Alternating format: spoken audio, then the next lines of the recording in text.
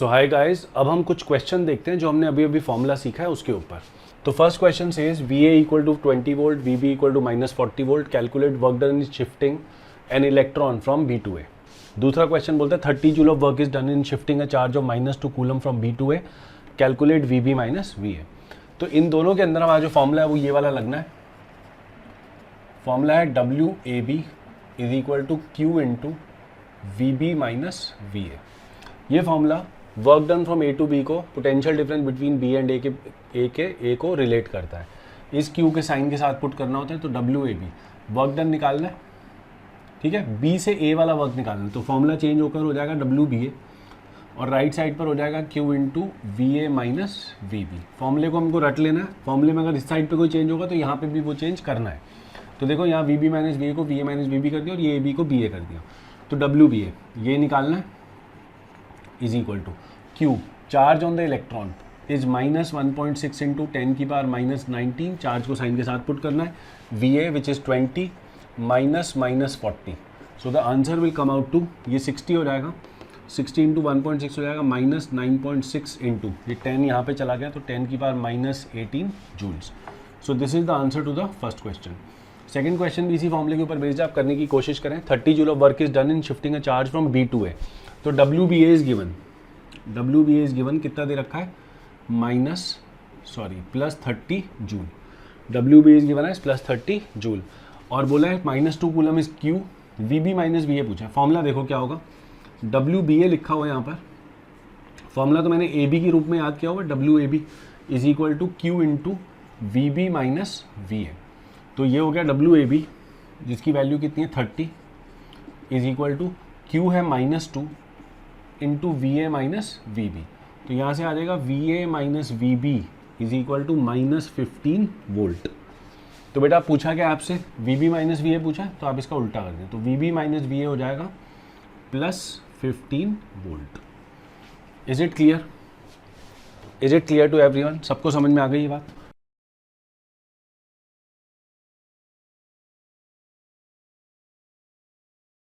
So the next topic is derivation of electric potential due to a point charge. एक point charge की वजह से एक distance r के ऊपर इलेक्ट्रिक पोटेंशियल क्या होता है। डेरिवेशन बिल्कुल हमारा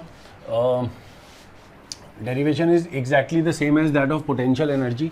तो यहाँ पर हमको एक चार्ज एज्यूम कर लेना है Q, ठीक है, उससे r डिस्टेंस की दूरी पर इस बार यहाँ पे +1 कूलम चार्ज को लेना है, क्योंकि हमको तो पता ही है potential at a point is defined as the work done in shifting a unit positive charge from infinity to this point. तो हमने एक यहाँ पर चार्ज को एज्यूम कर लिया r डिस्टेंस पे, और फिर हम देखेंगे इस चार्ज के ऊपर ये Q की वजह से एक फोर्स लगेगी like this force is F electric. इसके ऑपोजिट हमको लगा के रखनी होगी जिसका नाम है F एक्सटर्नल। तभी मैं F एक्सटर्नल के वर्क को du के बराबर रख पाऊंगा, चेंज इन पोटेंशियल एनर्जी के बराबर। ध्यान से देखें, इसको dr आगे शिफ्ट कराया, तो हम क्या बोलेंगे कि एक कूलम के लिए जो भी एक्सटर्नल फोर्स वर्क करेगी that work is dv, change in potential. तो चेंज इन पोटेंशियल जो होता है it is equal to dw external, this is for +1 coulomb. हमने बिल्कुल ऐसे du लिखा था, du was the potential energy change for Q charge, लेकिन यहाँ पे इस बार हमने 1 कूलम लिया। आप उस डेरिवेशन को चेक करो जो हमने पोटेंशियल एनर्जी का किया था, फर्क सिर्फ इतना है, यहाँ पे हमने तब Q0 लिया था, इस बार मैंने यहाँ पर +1 कूलम लिया। इसके लिए मैं देखूंगा कितना वर्क कर रही है एक्सटर्नल फोर्स, ठीक है। F इलेक्ट्रिक देखते हैं कितना आएगा। अगर आप देखो तो F इलेक्ट्रिक बेटा, क्योंकि ये Q और ये 1 है, तो ये F इलेक्ट्रिक होगा KQ/r²। This is nothing but electric field, ये इलेक्ट्रिक फील्ड के बराबर भी है। इसका मैग्नीट्यूड है, it is equal to the magnitude of electric field. Now look at it, dw external निकालना है, तो मैं बोलूँगा कि it is F external dot dr। Okay, now this F external is KQ/r² into dr into F external अंदर की side और ये dr बाहर की side, so it is cos of 180 degree, so it is -KQ/r² dr। तो ये dv, so this is the change in potential when 1 coulomb of charge shifted from this point two this point. तो potential में इतना change आया है, लेकिन हमको तो चेंज इन पोटेंशियल नहीं, हमको तो एब्सोल्यूट पोटेंशियल निकालना है। यहाँ पे जब चार्ज रखा हुआ था तो पोटेंशियल कितना था इस पॉइंट पे, इस पॉइंट का पोटेंशियल कितना है। तो हम बोलेंगे कोई बात नहीं, ये जो है dw के बराबर भी है, इसको इंटीग्रेट कर दो, इसको इंटीग्रेट कर दो, तो जब इंटीग्रेट करोगे तो आएगा W external is equal to ये जो V है इसको कहाँ से कहाँ तक इंटीग्रेट करूँगा, V की शुरू में वैल्यू कितनी लूँगा मैं, कहाँ से लेके आऊँगा इस 1 कूलम को, इन्फिनिटी से। तो V शुरू में होगा 0 से लेकर V तक, तो ये आ जाएगा V माइनस 0। जब आप dV को इंटीग्रेट करोगे तो V आएगा, लिमिट पुट करोगे 0 से लेकर V तक तो आएगा V minus 0। Right hand side पे आएगा, यहाँ भी लिमिट्स इन्फिनिटी से लेकर R तक की पुट करेंगे तो माइनस KQ बाहर आ गया। dr/r² का इंटीग्रेशन कई बार कर चुके हैं, -1/r आता है इन्फिनिटी से लेकर R तक। तो आंसर आ जाएगा KQ/R minus KQ/infinity, so it is equal to KQ/R. So this is the potential. देखो, this is equal to the work done by external agent in shifting a unit positive charge from infinity to a distance R. तो इस point जो कि R distance पे, इस point से यहाँ का पोटेंशियल आ गया KQ/R। यही हमने पहले भी निकाला हुआ है। पोटेंशियल एनर्जी थी तो बेटा यहाँ पे Q0 आया था साथ में ऐसे, लेकिन इस बार ये Q0 नहीं आया क्योंकि यहाँ पे हमने कौन सा चार्ज ले लिया, हमने यहाँ पर 1 कूलम ले लिया। अगर यहाँ Q0 लिया होता तो यहाँ पे Q0 आता, वो Q0 कंटिन्यू हो के यहाँ और यहाँ भी आता और यहाँ भी आता। Is it clear? तो जब 1 कूलम के लिए करेंगे तो इस पॉइंट की प्रॉपर्टी जो निकल के आ रही है उसको बोल देंगे पोटेंशियल। तो एक पॉइंट चार्ज से R डिस्टेंस की दूरी पे जो इलेक्ट्रिक पोटेंशियल है ये हम रटेंगे बेटा, V due to a point charge is equal to KQ/R। V due to a point charge is equal to KQ/R। कहाँ पे? एक ऐसे पॉइंट पे जो कि इस Q से R डिस्टेंस पे है। इस फॉर्मूले के अंदर ये एक साइन सेंसिटिव फॉर्मूला है, this is a sign sensitive formula. ठीक है, एक क्वेश्चन देखते हैं। एक इक्विलेटरल ट्राइंगल है, यहाँ पर चार्ज Q, यहाँ पर चार्ज Q साइड A, यहाँ पे पोटेंशियल निकालना है, जल्दी निकालें। यहाँ पर पोटेंशियल निकालना है इस पॉइंट पे। तो बेटा यहाँ जो पोटेंशियल होगा वो इस Q की वजह से भी होगा और इस Q की वजह से भी होगा। दोनों के पोटेंशियल यहाँ पे आकर ऐड हो जाएंगे, तो यहाँ का जो नेट पोटेंशियल होगा it will be equal to KQ/A, ये इसकी वजह से, प्लस दूसरे की वजह से भी होगा KQ/A, तो आंसर आएगा 2KQ/A। तो इस पॉइंट का नेट पोटेंशियल हो गया 2KQ/A। इसका मतलब क्या है? इसका मतलब है इन चार्जेस को अगर यहीं पे रखे रहने देंगे, इन वालों को, और फिर 1 कूलम के चार्ज को +1 कूलम को इन्फिनिटी से लेकर यहाँ तक लेकर आएंगे, तो इतना वर्क करना पड़ेगा। Do you understand? तो ये पोटेंशियल आ गया इस पॉइंट का। तो इस तरह से पॉइंट चार्जेस की प्रेजेंस में पोटेंशियल निकालने का फॉर्मूला है KQ/R। ये फॉर्मूला आप प्लीज़ रट लें। किसी भी पॉइंट चार्ज से R डिस्टेंस की दूरी पे आप पोटेंशियल इस फॉर्मूले को इस्तेमाल करके निकालें पॉइंट चार्ज की वजह से। Is it clear? आगे चलेंगे और क्वेश्चन देखेंगे। तो स्टूडेंट्स, हमने अभी देखा कि इलेक्ट्रिक पोटेंशियल निकालने का फॉर्मूला होता है एक पॉइंट चार्ज की वजह से KQ/r। अगर एक रीजन में मल्टीपल पॉइंट चार्जेस प्रेजेंट हो तो उस केस में हम समेशन का इस्तेमाल करेंगे और हर एक चार्ज की वजह से KQ/R करते हुए हम सबको ऐड कर देंगे। तो मल्टीपल चार्जेस की वजह से अगर हमको पोटेंशियल निकालना हो, नेट पोटेंशियल किसी भी पॉइंट पे, तो it is the summation of VI, where I will be from 1 to N। ठीक है, जैसा कि हमने अभी क्वेश्चन में देखा भी था, बट बिना इस फॉर्मूले के देखा था। ये प्रिंसिपल ऑफ सुपर पोजिशन एक तरह से आप बोल सकते हो कि जब एक से ज़्यादा चार्जेस होंगे तो आप सबका इस तरह से निकाल के पोटेंशियल ऐड कर दोगे। तो एक तरह से हमने समेशन ऑफ KQ/RI करना है, KQI/RI। एग्जाम्पल देखते हैं।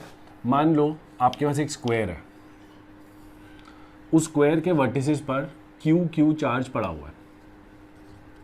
ठीक है, यहाँ सेंटर पे आपको पोटेंशियल निकालना है। स्क्वायर की साइड A है, जैसा कि हम लेते आ रहे हैं, ट्राइंगल हो या स्क्वायर हो, इक्विलेटरल, हमने उसकी साइड को A मानना है।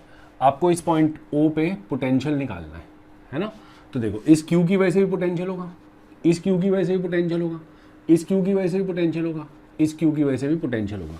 तो potential at point O will be equal to, एक चार्ज की वजह से होगा दिस डिस्टेंस इज A/√2, है ना, दिस इज A/√2। तो KQ/A/√2, तो आंसर आएगा √2 KQ/A। ये एक की वजह से है, तो इसको अगर मैं 4 से मल्टीप्लाई कर दूंगा तो this will be the net potential at point O। Now what is the meaning of net potential at point O? यहाँ पे कोई चार्ज पड़ा है? The answer is no. यहाँ पे कोई चार्ज नहीं पड़ा बेटा, खाली स्पेस है यहाँ पे। तो इस पॉइंट पे पोटेंशियल इतना है, इसका क्या मतलब है? इसका मतलब है कि इस पॉइंट पे अगर आप इन्फिनिटी से 1 कूलम चार्ज को लाकर यहाँ पे रखोगे तो जो एक्सटर्नल एजेंट होगा उसको इतना वर्क करना पड़ेगा। यही पोटेंशियल की डेफिनेशन है। अच्छा, अगर आप इस पॉइंट पे इन्फिनिटी से लाकर क्यू चार्ज रखोगे तो कितना वर्क करना पड़ेगा? तो उसके लिए फॉर्मूला क्या है? W is equal to Q into V. V आपका ये रहा, जितना भी चार्ज आप यहाँ पे लाके रखोगे उसको मल्टीप्लाई कर देना इस V के साथ, because this is the work done per unit charge. So if you want to bring a Q charge and put it at this point, then you have to multiply this by small q, you will get the answer. Is it clear? चलो तो next पे आते हैं, potential due to a ring. Heading डालें, potential due to a ring. Ring of charge. अगर मैं आपसे बोलूं कि यहां पे एक रिंग है, रिंग के ऊपर Q चार्ज है और रिंग का रेडियस R है, आपको रिंग के सेंटर पे पोटेंशियल पूछा गया, तो आप इस रिंग में ऐसा मान लें कि एक छोटा सा एलिमेंट है जिसके ऊपर चार्ज है dq। तो इस पॉइंट चार्ज की वजह से यहाँ पे जो पोटेंशियल होगा, यहाँ पे let us call that as dv, कि छोटे से टुकड़े की वजह से जो पोटेंशियल होगा, हम पॉइंट चार्ज का फॉर्मूला लगा सकते हैं। So it is k dq by capital R, because the distance of this point from this centre is capital R। Yes और नो? तो अगर मैं बोलूँ कि ये पोटेंशियल हो गया है ना इस टुकड़े का, और पूरे रिंग की वजह से हर एलिमेंट का पोटेंशियल निकालना है, तो आप इसको इंटीग्रेट कर दो। अब देखो, क्योंकि हर पोर्शन रिंग का सेंटर से सेम डिस्टेंस पे है, तो ये R कांस्टेंट है। This R will come out of the integral, this K will also come out, तो K बाय R बाहर आ गया, dq का इंटीग्रेशन हो गया Q। Is it clear? तो पोटेंशियल आ गया रिंग की वजह से, potential at the centre comes out to KQ by capital R। आगे चलते हैं। अगर मैं उसी रिंग की दोबारा से बात करूं और उस रिंग के एक्सिस के ऊपर एक पॉइंट यहां पर ले लूं, लेट से this point is called A। ये रिंग है, इसके ऊपर चार्ज है Q, इसका रेडियस है कैपिटल R। ये पॉइंट x की दूरी पर है यहाँ सेंटर से, ठीक है? इस पॉइंट पे आप पोटेंशियल निकालें। बड़ा सिंपल है। कैसे? यहाँ पे एक एलिमेंट एज्यूम कर लो छोटा सा, उस एलिमेंट को dq बोल दो। उस dq का डिस्टेंस यहाँ से A से it will be root of x square plus R square. तो उस छोटे से टुकड़े की वजह से यहाँ पे जो छोटा सा पोटेंशियल है dv, वो मैं निकालूंगा। तो जो dv होगा it will be equal to k dq divided by distance कितना है, root of x square plus R square. So this is the small potential due to this small element of the ring. Now, are all the elements of the ring located at the same distance? The answer is yes.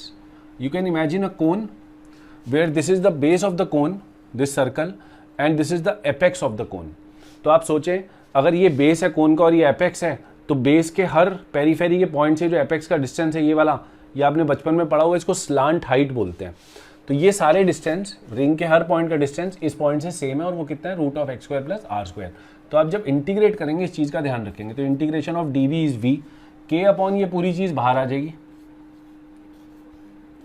ये पूरी चीज़ बाहर आ जाएगी, multiplied by dq का integration बचेगा जो कि होगा q। So this is the potential due to the ring on the axis. Note कर लें इसको, रिंग के एक्सिस के ऊपर पोटेंशियल हम इस फॉर्मूले से निकाल सकते हैं। Is it clear? क्लियर है? चलो अच्छा, एक चीज आपको और बता दूं कि पॉजिटिव चार्ज की वजह से जो पोटेंशियल क्रिएट होता है वो पॉजिटिव होता है, और नेगेटिव चार्ज की वजह से जो पोटेंशियल क्रिएट होता है वो नेगेटिव होता है। चलो, रिंग के बारे में बड़ी इंटरेस्टिंग बात बताना चाहूंगा आपको। रिंग के बारे में बहुत इंटरेस्टिंग बात, ध्यान से देखें जनाब। अगर मैं आपसे बोलूं ये रिंग ऑफ चार्ज है, ध्यान देना बेटा, ये रिंग ऑफ चार्ज है, इसके ऊपर चार्ज है Q, इसका रेडियस है कैपिटल R। मान लो मेरे पास ऐसी कुछ शक्तियां आ जाए जिसकी वजह से मैं इस रिंग को, मतलब फ्लेक्सिबल रिंग हो और मैं इसको इकट्ठा कर सकता हूँ, ठीक है? तो लेट से मैंने इसको यहाँ से रिंग को काटा और रिंग को मैंने इकट्ठा करना शुरू कर दिया, मतलब इस रिंग को मैं समेट रहा हूँ ऐसे, मतलब मैं इस पूरे पोर्शन को ले आकर एक जगह पे ऐसे इकट्ठा कर रहा हूँ, तो रिंग जाकर ऐसे इकट्ठा हो गई। यहाँ पे सारी रिंग का जो चार्ज है वो यहीं पे आ गया, ऐसे पॉइंट चार्ज टाइप बन गया। ये सुनो, ये रिंग का सेंटर है, ध्यान दो, यहाँ पे रिंग थी पहले। अब मैंने क्या किया, सारे रिंग के चार्ज को उठाकर यहाँ पे रख दिया, यहाँ पे, तो ये सारा का सारा रिंग का चार्ज यहाँ पे आ गया। ये अभी भी इससे कितनी डिस्टेंस पे है, R पे। पहले देखो, पहले रिंग का जो चार्ज था वो डिस्ट्रीब्यूटेड था, यहाँ पड़ा हुआ था ऐसे, लेकिन जो चार्ज की दूरी थी सेंटर ऑफ द रिंग से, वो तो बेटा सेम थी ना। कितना? जैसे यहाँ जो चार्ज पड़ा था वो भी आर के डिस्टेंस पे था, यहाँ जो चार्ज पड़ा था वो भी आर के डिस्टेंस पे था, यहाँ वाला चार्ज भी आर के डिस्टेंस पे था। अभी भी मैंने उनको जब मूव करा के सबको यहाँ पे रख दिया तो मैंने कोई डिस्टेंस तो चेंज नहीं करा भाई, चार्ज अभी भी सारा का सारा रिंग का आर डिस्टेंस पे ही है, लेकिन अब उस रिंग के चार्ज को एक पॉइंट चार्ज की फॉर्म में हमने प्रेजेंट किया है। तो उसकी वजह से क्या हुआ कि पॉइंट चार्ज पूरा का पूरा एक ही जगह पे पड़ा हुआ है जो कि इस सेंटर से आर डिस्टेंस पे है। तो हमने कोई डिफरेंस नहीं किया, मतलब रिंग को पॉइंट चार्ज भी मान सकते हैं with respect to the potential concept. देखो उससे क्या होगा, अगर मैं यहाँ पे क्यू चार्ज मान लेता हूँ और ये सेंटर है रिंग का, तो रिंग के सेंटर पे पोटेंशियल हो जाएगा के क्यू बाय कैपिटल आर। हाँ या ना, रिंग के सेंटर पे पोटेंशियल हो जाएगा के क्यू बाय कैपिटल आर।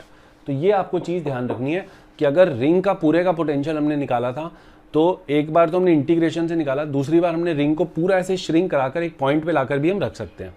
इसी कॉन्सेप्ट का इस्तेमाल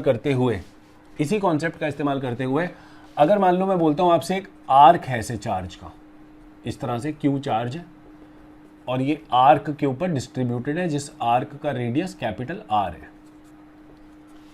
ठीक है। तो इस आर्क की वजह से इस आर्क के सेंटर पे how much will be the potential, you will apply the same concept.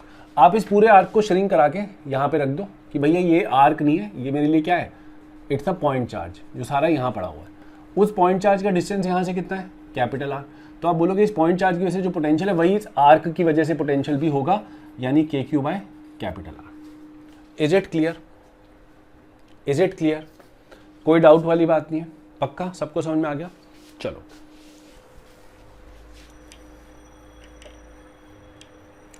Ring के बारे में थोड़ी सी बात और करते हैं।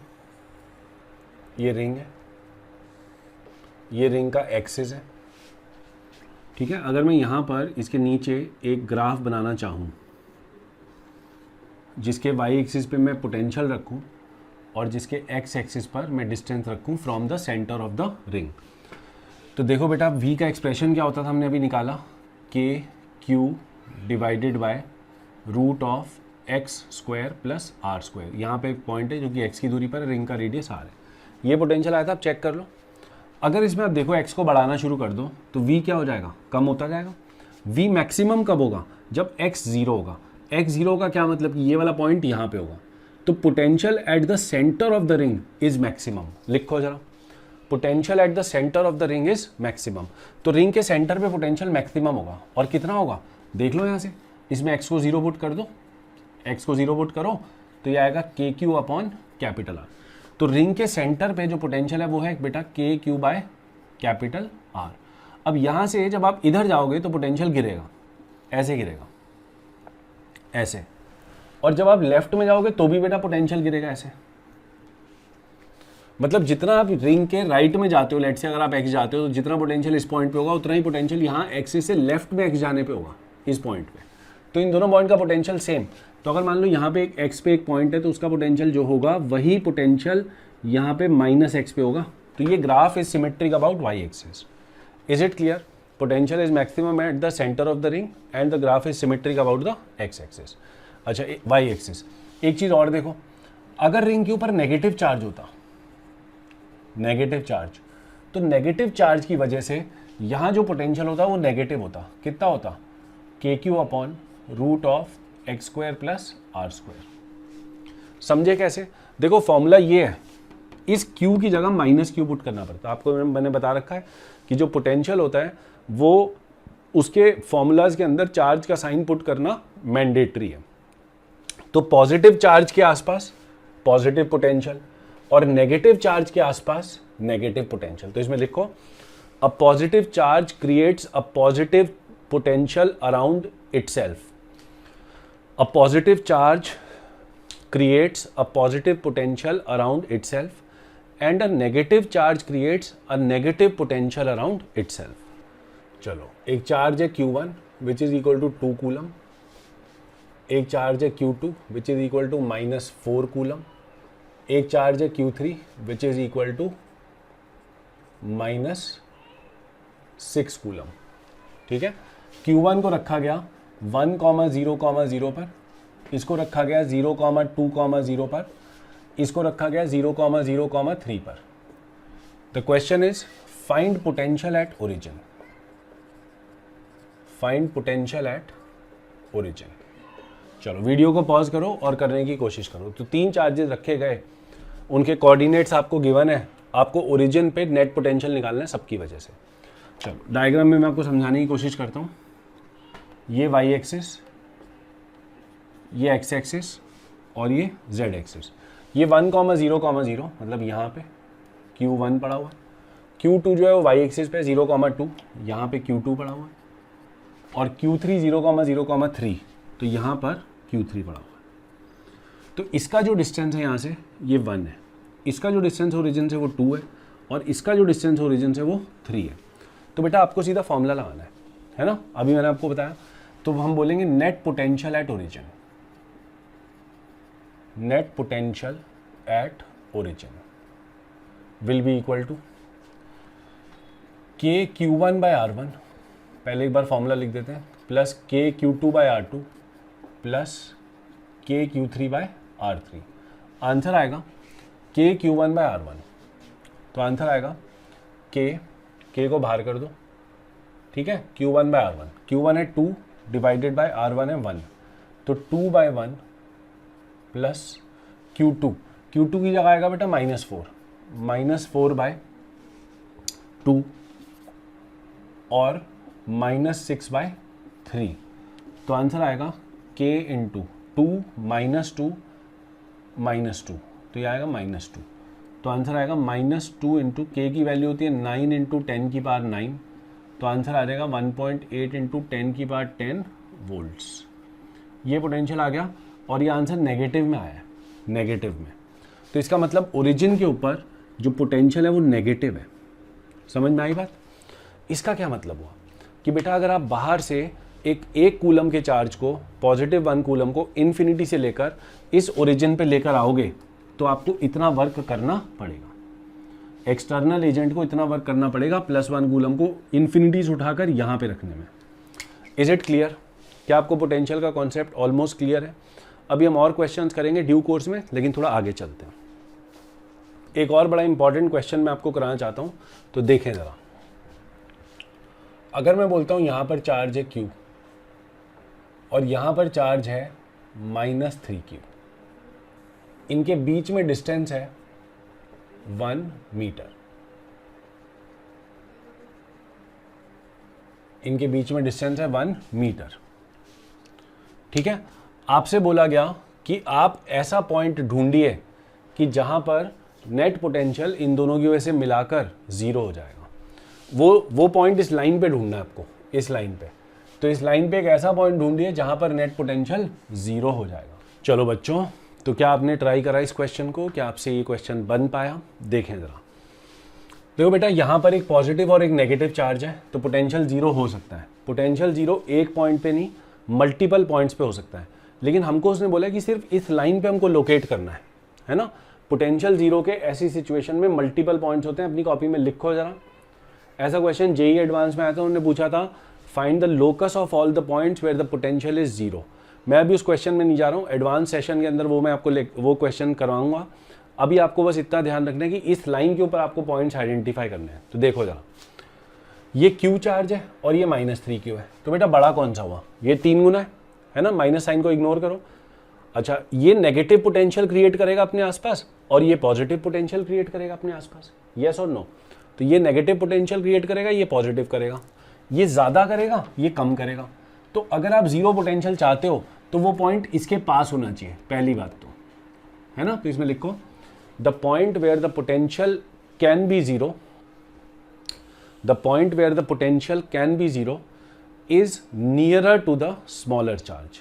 अब देखो, स्मॉलर चार्ज के क्लोजर तो बेटा यहाँ भी हो सकता है पॉइंट और यहाँ भी हो सकता है पॉइंट, है ना। अगर मैं सिर्फ इस लाइन की बात करूँ तो there can be 2 places where the point can exist which will be closer to the smaller charge and where the potential may be 0. So we have to now do an inspection here also and also on the left side of this Q. तो एक possibility ये हो गई, दूसरी possibility ये हो गई, ठीक है। मान लो मैं सबसे पहले फर्स्ट को एक्सप्लोर करता हूँ। So let's say I am talking about the first possibility, और मैं मान लेता हूँ ये डिस्टेंस x है, इस Q से वाला डिस्टेंस x है। तो देखो जरा, पॉइंट 1 पे जो नेट पोटेंशियल होगा वो निकालते हैं। पॉइंट 1 पे बेटा इसकी क्यू की वजह से होगा के क्यू बाय एक्स, और पॉइंट 1 पे इसकी वजह से होगा के minus 3Q upon 1 minus x. ये डिस्टेंस 1 माइनस एक्स है, समझ पा रहे हो?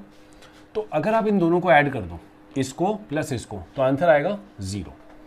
के से के चला गया, यहाँ से आएगा Q by X minus 3Q by 1 minus X equal to 0।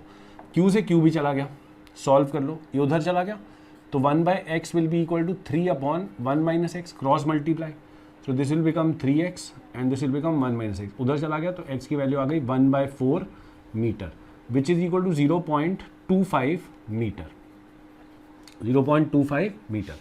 उम्मीद करता हूँ समझ में आ गई बात। तो बेटा यहाँ पे 0.25 मीटर की दूरी पर ये पॉइंट एक ऐसा पॉइंट होगा जहाँ पे पोटेंशियल 0 हो जाएगा। Now the inquiry has to be done on the LHS left hand side of Q also. इस साइड भी इंक्वायरी करनी है, यहाँ भी हो सकता है क्या? तो इस बार इसको x मान लो और केस 2 की बात शुरू कर दो। केस 2 के ऊपर हम बोलेंगे Q की वजह से पोटेंशियल होगा के क्यू बाय एक्स, और इस माइनस 3Q की वजह से यहाँ पोटेंशियल कितना होगा? माइनस 3Q का डिस्टेंस कितना है बेटा? ये वाला, ये डिस्टेंस, ये तो 1 है, this is 1 and this is x, तो 1 प्लस एक्स है, तो it is plus K into charge के साथ पुट करना है पोटेंशियल के फॉर्मूला में 1 प्लस एक्स इक्वल टू 0 कर दो कि भाई नेट पोटेंशियल 0 हो जाए। इसको सॉल्व करो, के गया क्यू गया, के गया क्यू गया, उस साइड गया 1 by X equal to 3 upon 1 plus X, cross multiply, 1 plus X is equal to 3x, तो x आ गया 0.5 मीटर, 0.5 मीटर। तो देखो यहाँ पे 0.5 metre to the left of this Q will also be a point where the potential may be 0 and in the same manner there may be other points also. यहाँ भी हो सकता है पॉइंट, यहाँ भी हो सकता है, यहाँ भी हो सकता है। तो बेटा देखेंगे अब आगे चल के ये एक सर्कल बनता है ऐसे, it will be a full circle. उस सर्कल का सेंटर निकालना, उस सर्कल का रेडियस निकालना, everything is possible. Is it clear कि वो जो सर्कल होगा उसके ऊपर हर पॉइंट का जो पोटेंशियल होगा वो 0 होगा, हर पॉइंट का पोटेंशियल। समझ में आ गई बात? तो ये सिचुएशन आपको याद भी रखनी है।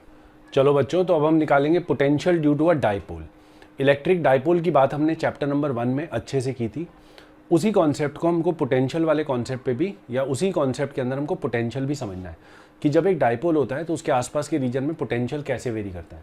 तो बेटा देखो, आप ये चीज़ समझ रहे हो कि जिन रीजन्स में हमने फर्स्ट चैप्टर में इलेक्ट्रिक फील्ड निकाली थी, अब उन्हीं रीजन्स में हम पोटेंशियल की बात कर रहे हैं। हमने रिंग की वजह से फील्ड निकाली थी, अब हम रिंग की वजह से पोटेंशियल निकाल रहे हैं। हमने डाइपोल की वजह से फील्ड निकाली थी, अब हम डाइपोल की वजह से पोटेंशियल निकाल रहे हैं। तो जो चार्ज डिस्ट्रीब्यूशन हमने चैप्टर 1 में फील्ड के पॉइंट ऑफ व्यू से पढ़ी थी, उन्हीं चार्ज डिस्ट्रीब्यूशन को हम चैप्टर 2 के अंदर पोटेंशियल के कॉन्सेप्ट से पढ़ रहे हैं। ठीक है, तो देखें जरा। तो इलेक्ट्रिक डाइपोल मैं यहाँ पे बनाता हूँ। यहाँ चार्ज है प्लस क्यू और यहाँ चार्ज है माइनस क्यू। बिल्कुल सेम डायग्राम एनसीईआरटी में बना हुआ है, देख सकते हैं। ये डिस्टेंस है,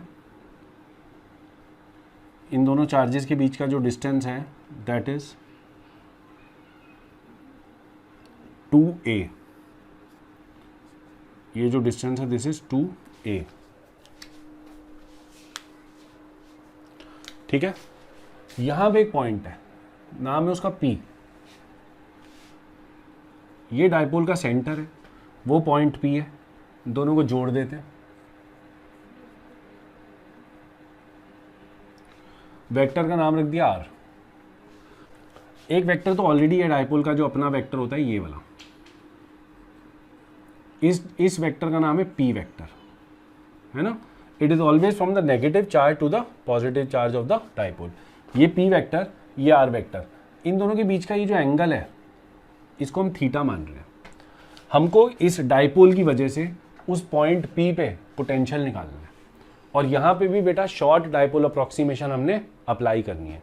तो देखें जरा कैसे होगा।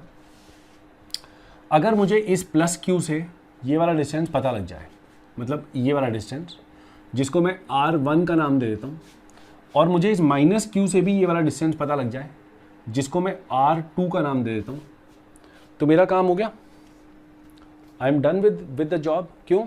फिर मैं इसकी वजह से पोटेंशियल निकाल लूंगा, इसकी वजह से निकाल लूंगा, दोनों को ऐड कर दूंगा। अच्छा, एक चीज़ देखो कि प्लस की वजह से यहाँ जो डिस्टेंस है ये वाला, R1 वो कम है और R2 ज़्यादा है, आपको डायग्राम से समझ में आ रही है, ये चार्ज दूर है और ये चार्ज पास है, ये चार्ज ज़्यादा पॉजिटिव पोटेंशियल लगाएगा और ये चार्ज कम नेगेटिव पोटेंशियल है, ये नेगेटिव चार्ज है ना, तो ये अपना नेगेटिव पोटेंशियल लगाएगा, ये पॉजिटिव लगाएगा, ये ज़्यादा लगाएगा, तो नेट पोटेंशियल यहाँ पे पॉजिटिव आएगा।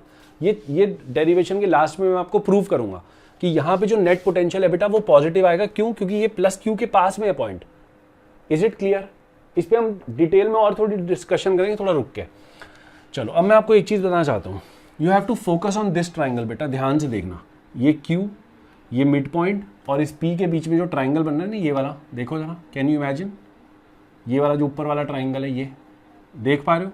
इस ट्राइंगल को आप जरा इमेजिन करो। इस ट्राइंगल की एक साइड है R1 जो कि अननोन है, इसकी एक साइड है A, ये वाली हाफ, और एक साइड है R, ये एंगल थीटा भी मुझे पता है। तो मेरा टास्क है कि मुझे R1 की वैल्यू निकालनी है A, R और थीटा की टर्म्स में, A, R और थीटा की टर्म्स में। यहाँ पे एक कोसाइन लॉ होता है ट्रिग्नोमेट्री का, जो मैं आपको हल्का सा बता रहा हूं, आप जरा बोर्ड पे ध्यान से देखें। अगर मान लो ये एंगल थीटा है,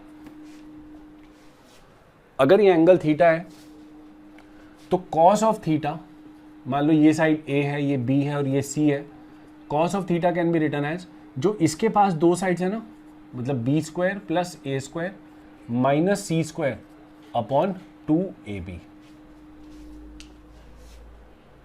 ऐसे लिख सकते हैं हम। कॉस थीटा जो होगा बेटा, इस एंगल का जो कॉस होगा वो ये दोनों एडजेसेंट साइड्स जो इस एंगल को कंटेन कर रही हैं, ये वाली साइड और ये वाली साइड, उनके स्क्वायर का सम माइनस जो सामने वाली साइड है उसके सम, उसका स्क्वायर डिवाइडेड बाय ये जो दोनों साइड्स हैं इनका प्रोडक्ट और साथ में नीचे 2। ये कोसाइन फॉर्मूला होता है।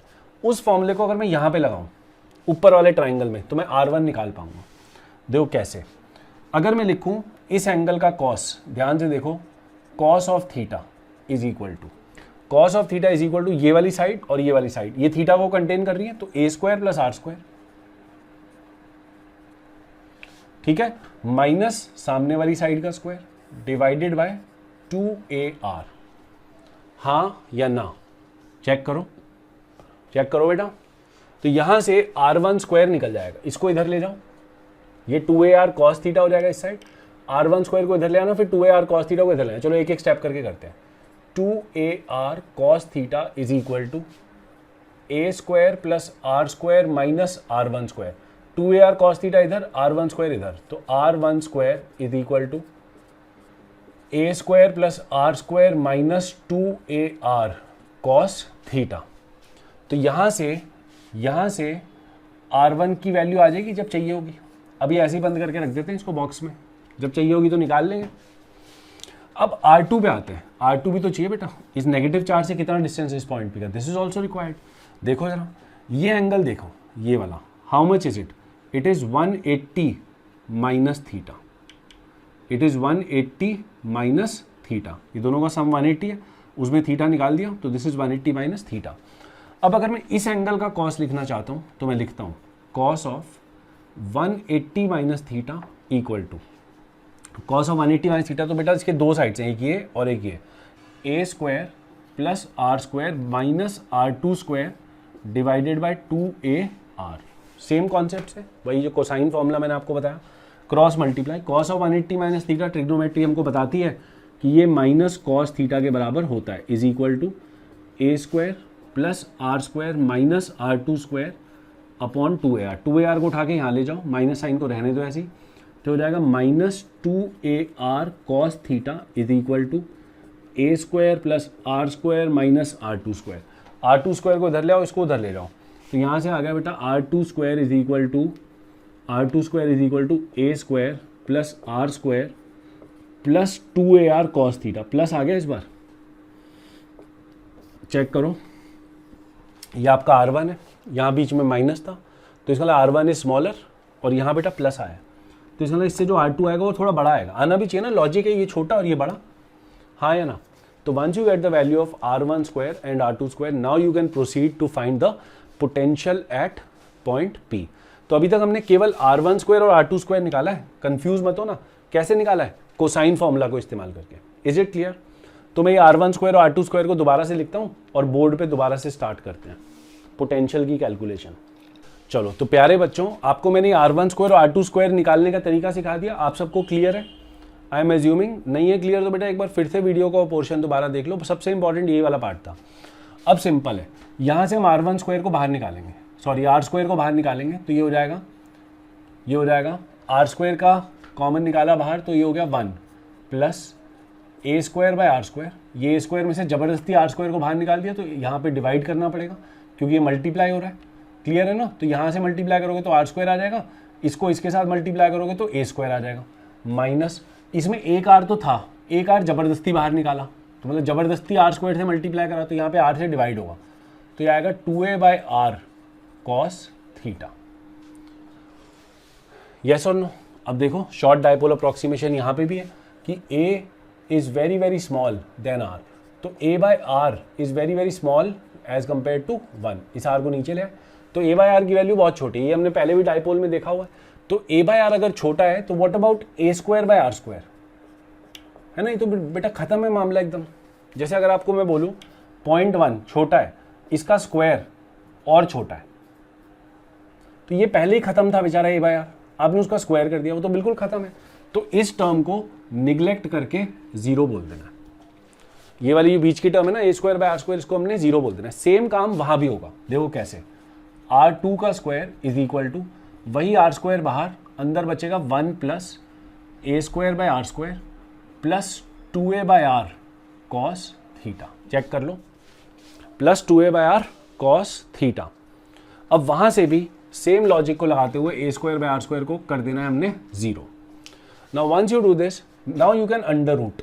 अब आप इसको अंडर रूट कर दें तो ये R1 स्क्वायर लिखा है अभी तक, अंडर रूट करेंगे तो R1 आ जाएगा, यहाँ से आर स्क्वायर का अंडर रूट होगा R। यहाँ देखो कैसे लिखेंगे, 1 minus 2a by R cos theta की पावर हाफ। यस और नो? तो R2 को कैसे लिख सकते हैं? R2 हो जाएगा R into 1 plus 2a by R cos theta की power half. Is it clear to everyone? Is it clear? चलो अब हमारे पास R1 आ गया बेटा ये वाला डिस्टेंस, हमारे पास R2 आ गया ये वाला डिस्टेंस। क्या अब हम इसकी वजह से पोटेंशियल निकाल सकते हैं यहाँ पे? क्या हम इसकी वजह से भी पोटेंशियल निकाल सकते हैं वहाँ पे? तो क्या हम दोनों की वजह से नेट पोटेंशियल निकाल सकते हैं वहाँ पे? बिल्कुल निकाल सकते हैं। तो हम बोलेंगे नेट पोटेंशियल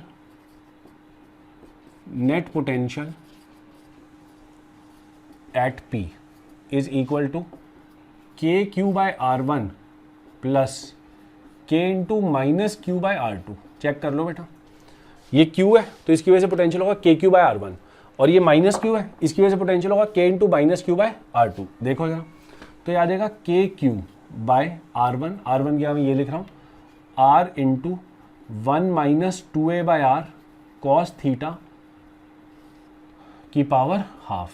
और ये प्लस नहीं, या माइनस आ जाएगा बीच में, समझ गया ना कैसे? तो ये आ जाएगा माइनस के क्यू अपॉन ये वाली चीज़ R into 1 plus 2a by R cos theta की पावर हाफ। ये हो जाएगा के क्यू बाय आर, कॉमन ले लो बाहर, ये देखो ये क्या बचेगा, या के क्यू बाय आर, और ये जो चीज़ है इसको मैं ऐसे लिख सकता हूँ क्या, 1 minus 2a by R cos theta की पावर माइनस हाफ। चेक कर लो, और साथ में क्या लिखा जाएगा, minus K Q by R 1 plus 2a by R cos theta की पावर माइनस हाफ। हाँ या ना? अच्छा, what do you think about the term 2a by r cos theta? Is it not very small? Of course it is very small. Why? Because a by r is very small. वही तो देखा हमने कि a by r तो बहुत छोटा है, तो ये वाली टर्म जो है ये वाली, it is very small as compared to 1, and similarly this term is also very small as compared to 1. तो यहाँ पर लगेगा बेटा बाइनोमियल एक्सपेंशन। देखो बाइनोमियल एक्सपेंशन क्या होता है, अगर आपके सामने लिखा हो 1 प्लस एक्स की पावर n तो वो हो जाता है 1 प्लस एन एक्स। लेकिन ये कब होता है? ये तब होता है अगर x 1 से बहुत छोटा है। उसी तरह से अगर 1 माइनस एक्स की पावर n लिखा हुआ है तो वो हो जाता है 1 minus N X. Is it clear? तो यहाँ से हम के क्यू बाय आर को लेके कॉमन और बाइनोमियल एक्सपेंशन भी लगाएंगे। यहाँ बाइनोमियल एक्सपेंशन लगाए तो माइनस हाफ नीचे आके इससे मल्टीप्लाई हो जाएगा बेटा, तो ये हो जाएगा 1 minus 2a by R cos theta और साथ में ऊपर से -½ उतर कर इसके साथ नीचे आ गया। यस और नो? और साथ में लिखा होगा -KQ/R इंटू, उसका भी -½ उतर के नीचे आएगा, तो ये हो जाएगा 1 - 2A/R इंटू कॉस थीटा, चलो प्लस रहने देते हैं अभी, और साथ में -½ से मल्टीप्लाई हो गया। तो आप इसको जब देखेंगे तो यहाँ भी KQ/R, यहाँ भी KQ/R, KQ/R को कॉमन ले लिया, KQ/R, ध्यान दो ये दोनों टर्म्स कैसे लिखी जाएंगी, 1 + A/R कॉस थीटा, यस और नो? फिर हमने KQ/R कॉमन ले लिया तो यहाँ पे आएगा -1, क्योंकि माइनस इससे मल्टीप्लाई होकर -1 आ गया, KQ/R तो बाहर कर दिया, और फिर माइनस इससे मल्टीप्लाई होकर और यहाँ माइनस से मल्टीप्लाई होकर प्लस आ जाएगा, और ये 2 इससे कट जाएगा, तो ये आ जाएगा A/R कॉस थीटा। तो 1 और -1 कट गए, तो ये बन गया KQ/R into A/R cos theta, और साथ में 2 भी लगा हुआ है। Is it clear? तो आंसर आ गया फाइनल 2K। अच्छा इसको देखो बेटा, 2Q और A ये मिलकर क्या बना रहे हैं, ये P बना रहे हैं ना, डायपोल मोमेंट। अरे भैया डायपोल मोमेंट क्या होता है, distance 2A multiplied with the charge of the dipole, तो ये P बना रहे हैं, तो ये आ गया KP cos theta by R²। ये क्या है, कहाँ पहुंच गए, यहाँ ये निकाल रहे हैं net potential at point P, so it is equal to KP cos theta upon R²। इसको लिखने का एक तरीका और भी है, देखो जरा, पोटेंशियल एट पॉइंट P निकाला हमने अभी KP cos theta upon R², ऊपर नीचे R से मल्टीप्लाई कर दो तो हो जाएगा K RP cos theta upon R³। ध्यान दो, K RP cos theta upon R³। RP cos theta को मैं कैसे लिख सकता हूँ, R.P, ये वाला वेक्टर बेटा R और ये वाला वेक्टर P, इन दोनों के बीच का एंगल थीटा, तो ये जो पूरी चीज़ है RP cos theta, this can be written as K R.P upon R³। So this is the potential at point P।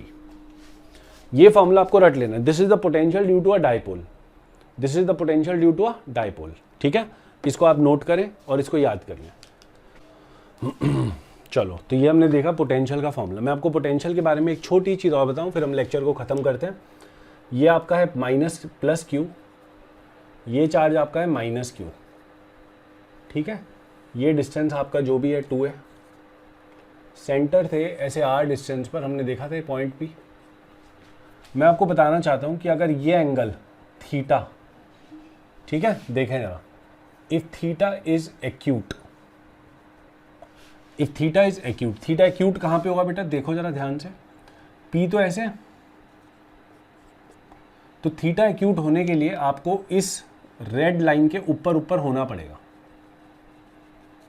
अगर आप रेड लाइन के मतलब जो परपेंडिकुलर बाइसेक्टर उसके ऊपर किसी भी पॉइंट पे, यहाँ पे, यहाँ पे, यहाँ पे, यहाँ पे, यहाँ पे, तो हर जगह पे इस P में और R में एंगल जो बनेगा वो कैसा होगा, एक्यूट होगा। तो अगर थीटा एक्यूट हुआ तो बेटा पोटेंशियल जो होगा पॉइंट P का, that will be equal to KP cos theta by R²। cos theta will be positive, तो पोटेंशियल हो जाएगा पॉजिटिव। अभी लिखो जरा, समझ में आएगा। अगर थीटा 90 है, इफ थीटा इज 90 डिग्री, मतलब ये वाला एंगल ये, तो P कहां पे है बेटा, P यहां पे, या तो यहां पे इस लाइन पे, या फिर इस लाइन पे भी हो सकता है, कहीं पे भी हो सकता है। तो अगर इस लाइन पे हुआ ऐसे, तो उस केस में जो पोटेंशियल होगा वो हो जाएगा 0। मतलब अगर परपेंडिकुलर बाइसेक्टर पे हुए आप, या पूरे इस प्लेन में कहीं भी हुए, है ना, इसको बोलते हैं इक्वेटोरियल प्लेन, तो इस पूरे प्लेन में अगर आप हुए तो आपका पोटेंशियल हो जाएगा 0। Why? Because all the points which are located at distance, यहाँ से जितना डिस्टेंस होगा प्लस चार्ज से, उतना ही डिस्टेंस माइनस से होगा। जितना बेटा ये पॉजिटिव पोटेंशियल लगाएगा उतना ये नेगेटिव पोटेंशियल लगाएगा हर पॉइंट पे, तो इसलिए नेट पोटेंशियल कितना हो जाएगा परपेंडिकुलर बाइसेक्टर पे, 0। Is it clear? अच्छा, यहाँ पॉजिटिव क्यों हुआ, इस लाइन के ऊपर पॉजिटिव क्यों हुआ? क्योंकि जब आप इस लाइन के ऊपर होते हो यहाँ पे लेट से, तो आप इस चार्ज के पास होते हो और इससे दूर होते हो, तो पॉजिटिव के पास और नेगेटिव से दूर, तो पॉजिटिव पोटेंशियल ज़्यादा होगा और नेगेटिव पोटेंशियल कम होगा वैल्यू वाइज, इसलिए ओवरऑल पोटेंशियल यहाँ पे कैसा होगा? पॉजिटिव। Is it clear? अब आप खुद सोच लो, अगर आप नीचे आ गए इस लाइन के, मान लो यहाँ पे आ गए और आपने आर वेक्टर को ऐसे बना दिया, तो देखो बेटा पी तो ऐसे ही है, आर ऐसे हो गया, तो एंगल कैसा हो गया ये वाला? ऑब्ट्यूस। तो थर्ड वही है, इफ थीटा इज ऑब्ट्यूस। तो ध्यान रखना, अगर थीटा ऑब्ट्यूस है तो आप नेगेटिव चार्ज के पास हो, अगर थीटा एक्यूट है, ये आप डायग्राम से वहीं पे सोच लेना, रटने की जरूरत नहीं है, लेकिन मैं समझा रहा हूँ, अगर थीटा एक्यूट है तो आप पॉजिटिव के पास हो, अगर थीटा 90 है तो आप दोनों से बराबर डिस्टेंस पे हो, लेकिन अगर थीटा ऑब्ट्यूस है तो उस केस में आप नेगेटिव के पास हो। तो अगर थीटा ऑब्ट्यूस हो गया तो वीपी की वैल्यू जो होती है KP cos theta by R square, cos theta will become negative और इसके नेगेटिव होने की वजह से ये भी negative, so the answer will be negative. This is the answer. Is it clear? Is it clear? तो हमने यहाँ पर इलेक्ट्रिक पोटेंशियल का topic from NCERT as well as मैंने आपको थोड़ा सा हल्का सा हिंट थोड़ा कॉन्सेप्चुअली कॉम्पिटिटिव एग्जाम्स का भी दिया है। हालांकि कॉम्पिटिटिव एग्जाम्स में इसके ऊपर बहुत अच्छे अच्छे क्वेश्चंस पूछे आते हैं जिनको हम एडवांस क्लास में कवर करेंगे। तो बेटा यहाँ पे हमारा पोटेंशियल ख़त्म होता है। आप लोग प्लीज़ एनसीईआरटी में से सॉल्व्ड एग्जाम्पल 2.1 से लेकर 2.3 तक आप उसको कंप्लीट कर सकते हैं। ठीक है, thank you so much for watching and see you very soon.